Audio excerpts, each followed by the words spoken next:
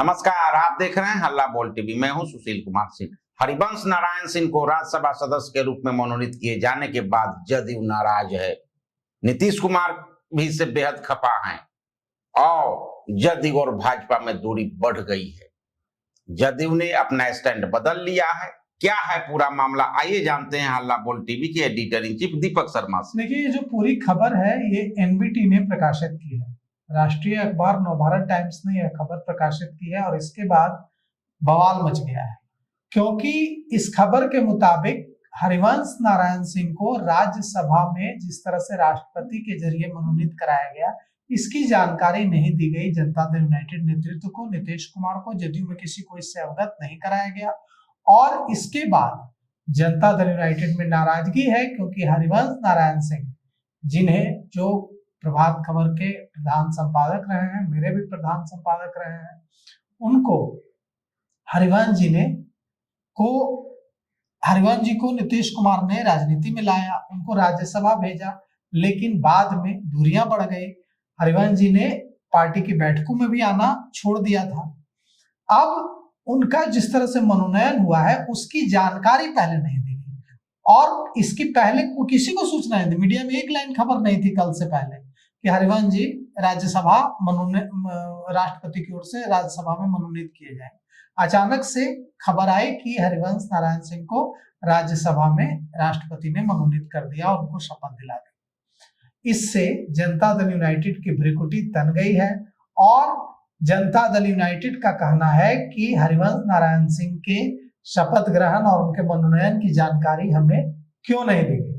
तो यह जो नया विवाद शुरू हुआ है, इस पर जनता दल यूनाइटेड के नेताओं का कहना है कि यह सीधे सीधे उनके एक नेता जिनको जनता दल यूनाइटेड की राष्ट्रीय कार्यकारिणी से हटाया गया, जिन्होंने पार्टी के व्हिप का उल्लंघन किया, मना करने के बावजूद जब अलग हो गए थे नीतीश कुमार तो कार्यक्रम में गए और इस जो पूरा विवाद हुआ उसके बाद उन्होंने पार्टी की बैठकों में आना छोड़ दिया था। अब उन्हीं हरिवंश नारायण सिंह को बिना जदयू को कॉन्फिडेंस में लिए राज्यसभा भेजना, यानी राज्यसभा में राष्ट्रपति के जरिए मनोनीत कराना नागवार गुजर रहा है जनता दल यूनाइटेड नेतृत्व को, नीतीश कुमार को। और इसी वजह से एनबीटी लिख रहा है कि इसी वजह से बीजेपी पर दबाव बनाने के लिए निशांत कुमार को मुख्यमंत्री बनाने की मांग उठाई जा रही है। जदयू को भी पता है कि भारतीय जनता पार्टी अब अपना मुख्यमंत्री बनाकर रहेगी। निशांत कुमार का अभी फिलहाल मुख्यमंत्री बनने का कोई चांस नहीं है। जदयू के किसी नेता को उनके मुख्यमंत्री बनने का कोई चांस नहीं है, क्योंकि नीतीश कुमार को हटाने का इतना बड़ा कलंक लेने के बाद भी अगर बीजेपी अपना मुख्यमंत्री नहीं बनाएगी तो यही हुआ कि सब कुछ खो दिए और इनाम भी नहीं मिला। तो भारतीय जनता पार्टी अपना मुख्यमंत्री तो बनाकर रहेगी, लेकिन कोशिश ये है कि भारतीय जनता पार्टी पर दबाव बढ़ाया जाए और जैसे विधानसभा अध्यक्ष का पद अभी भारतीय जनता पार्टी के पास था, सामान्य प्रशासन का गृह विभाग भारतीय जनता पार्टी के पास था, सामान्य प्रशासन मुख्यमंत्री के पास था। तो कोशिश ये है कि इस बार जदयू को विधानसभा अध्यक्ष का पद मिल जाए, गृह विभाग मिल जाए, यानी पुलिस भी जदयू के पास रहे, जैसे अभी सम्राट चौधरी गृह मंत्री हैं, जदयू का गृह मंत्री हो।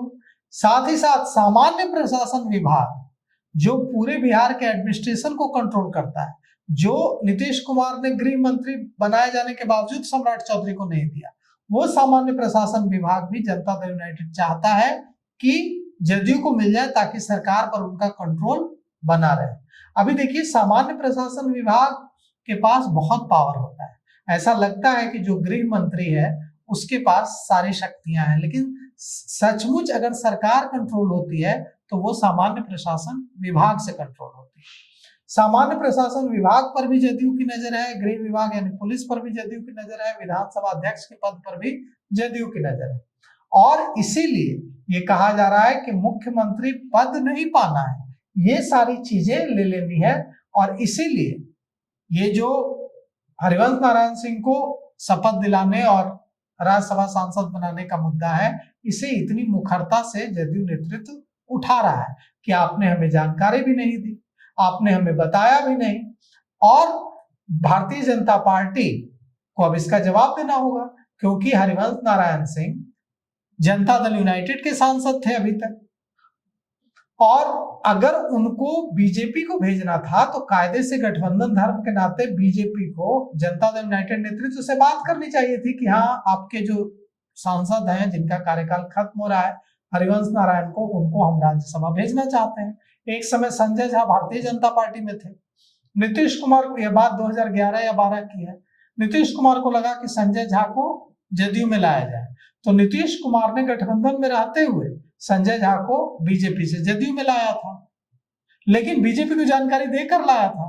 तो इसी तरह से अगर भारतीय जनता पार्टी नेतृत्व की ओर से, जैसा एनबीटी लिख रहा है कि भारतीय जनता पार्टी की नेतृत्व की ओर से जदयू को जानकारी नहीं दी गई और इससे जनता दल यूनाइटेड में गुस्सा है। जनता दल यूनाइटेड के नेताओं का कहना है कि हरिवंश नारायण सिंह पार्टी की मीटिंग्स में नहीं आ रहे थे, उन्हें राष्ट्रीय कार्यकारिणी से हटाया गया और उन्हें राज्यसभा भेजकर भारतीय जनता पार्टी ने इनाम दिया है। जनता दल यूनाइटेड के विप के विरुद्ध जाकर उन्होंने अपनी मर्जी से फैसला लिया था, तभी से उनके और पार्टी के रिश्तों में खटास आने की बात कही जा रही है। पूछ रहे हैं जदयू के नेता कि आखिर हरिवंश को राज्यसभा भेजकर बीजेपी क्या संदेश देना चाहती है। बीजेपी और जदयू के बीच पहले से ही कई मुद्दों पर खींचातानी है कि सरकार में किसका कितना रोल होगा। अब यह एक नया हरिवंश नारायण सिंह का नया एपिसोड आ गया है। अब देखिए कि इसका कैसे भारतीय जनता पार्टी नाराज अपने सहयोगी जनता दल यूनाइटेड, अब तो जदयू जूनियर सहयोगी होगा सरकार में, तो अपने जूनियर सहयोगी यानी छोटे भाई की भूमिका में जदयू होगा, तो छोटे भाई को अब बड़े भाई को मना कर रखना है। कैसे मनाती है भारतीय जनता पार्टी। और सबसे बड़ी बात यह है कि जो दिल्ली में बीजेपी कोर कमेटी की बैठक टली है, वो बैठक के पीछे भी, टलने के पीछे भी इस विवाद को जोड़ा जा रहा है कि इस विवाद का उसमें भी योगदान हो सकता है, कि इसी वजह से वो बैठक टली है। अब कहा जा रहा है कि आज पटना में विनोद तावड़े भारतीय जनता पार्टी के प्रदेश के नेताओं के साथ अहम बैठक करेंगे और मुख्यमंत्री के नाम को लेकर समन्वय बनाने की, सर्वसम्मति बनाने की कोशिश करेंगे। खबर तो अब क्लियर है, मुख्यमंत्री नहीं रहेंगे नीतीश कुमार। जो लोग ये कह रहे हैं कि नहीं नहीं अब भी खेल हो जाएगा, वो एकदम सही नहीं है, क्योंकि देखिए नीतीश कुमार ने मुख्यमंत्री आवास खाली कर दिया है, अपना सामान ट्रैक्टर पर लदवाकर उन्होंने भिजवाना शुरू किया है अपने नए आशियाने में। तो अब जब नीतीश कुमार ने मुख्यमंत्री आवास एक अन्य मार्ग ही खाली कर दिया, तो फिर मुख्यमंत्री कंटिन्यू करने का सवाल ही नहीं उठता है। तो मुख्यमंत्री पद से तो 14 को इस्तीफा देना ही देना है नीतीश कुमार को। जब नहीं देना होता तो मुख्यमंत्री आवास आज क्यों खाली करते हैं। आज उन्होंने मुख्यमंत्री आवास खाली कर दिया, अपना सारा सामान ट्रैक्टर पर लदवा कर अपने नए जो उनका बंगला है, जो पहले से मुख्यमंत्री कार्यालय के तौर पर उनको आवंटित था, जिसमें वो जीतन राम मांझी को मुख्यमंत्री जब बनाया था, उन्होंने उस दौरान वहां रहते भी थे, वहां अपना सामान भिजवाना शुरू कर दिया है, ट्रैक्टर सामान जा रहा है वहां। तो कुल मिलाकर के अब नीतीश कुमार के मुख्यमंत्री रहने की कोई संभावना नहीं है, लेकिन जो खबर आ रही है उसके मुताबिक जदयू में इसे नेतृत्व में इसे लेकर नाराजगी। तो अभी तक के लिए इतना ही। देखते रहिए हल्ला बोल टीवी।